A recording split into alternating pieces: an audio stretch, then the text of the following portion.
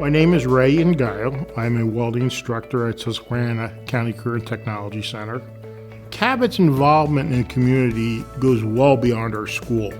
I mean, from healthcare, the hospital, to funding all kinds of things. I really think the local community appreciates it. I know my students do. They have a very good reputation locally, Cabot does.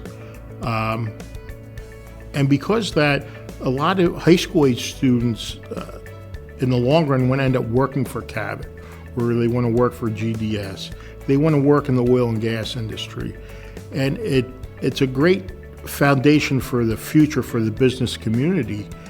Those businesses that do not participate in education really are losing out in the future for employees and goodwill. The fact that they see the trucks running down the road and the opportunity for people to work gives them a better outlook on their future.